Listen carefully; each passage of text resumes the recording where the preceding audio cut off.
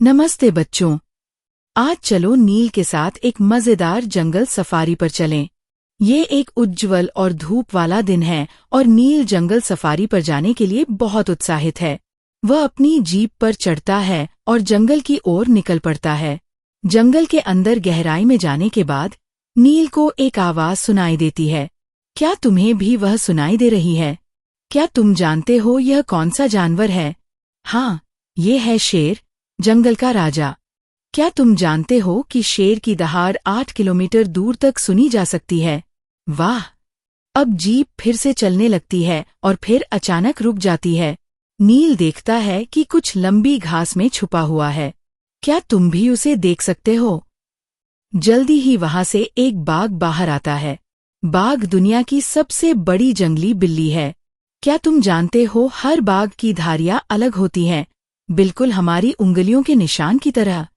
जैसे ही जीप थोड़ी और आगे बढ़ती है, नील एक विशाल हाथी को देखता है जिसके बड़े कान और लंबी सूंड है। नील इस विशाल कोमल जीव को देखकर बहुत उत्साहित है। क्या तुम जानते हो हाथी मीलों दूर से पानी की गंध सूंघ सकते हैं? जीप आगे बढ़ने लगती है और नील उत्साहित है एक और जानवर से मिलने के लिए। क्या तुम अंदाजा लगा सकते हो अगला जानवर कौन होगा?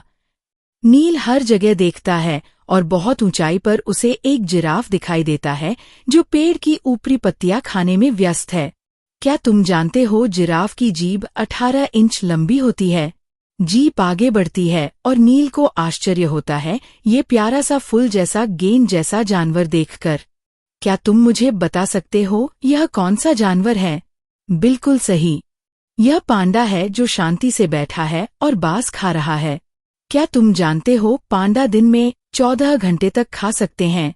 जीप फिर आगे बढ़ती है और वे एक भालू को देखते हैं जो बेर खा रहा है। क्या तुम जानते हो भालू शरद ऋतु में बहुत खाते हैं ताकि वे लंबे सर्दियों की नींद के लिए चर्बी जमा कर सकें। इसे शीत निद्रा, हाइबरनेशन भी कहते हैं। नील भालू को देखकर आनंद लेता है। तभी अचानक कुछ घास में से गुजरता है। वह क्या है? नील सोचता है और फिर वहां एक हिरण आता है। क्या तुम जानते हो हिरण के कान हर दिशा में घूम सकते हैं ताकि वे बेहतर सुन सकें? नील उन्हें देखकर आनंदित होता है और अचानक उसे एक आवाज सुनाई देती है। क्या तुम अंदाजा लगा सकते हो यह कौन सा जानवर है? हाँ, ये है बंदर जो कूद रहा है और पेड़ों पर चढ़ रहा है। क्या तुम जानते हो कुछ बंदर अपनी पूंछ का इस्तेमाल शाखाओं को पकड़ने के लिए तीसरे हाथ की तरह करते हैं। नील रास्ते में इतने सारे जानवर देखकर बहुत खुश होता है। फिर वह देखता है कि कुछ बहुत धीरे धीरे चल रहा है और फिर एक स्लॉथ को देखता है जो उल्टा लटका हुआ है। क्या तुम जानते हो स्लॉथ इतने धीरे चलते हैं कि उनकी फर पर काई तक उगाती है।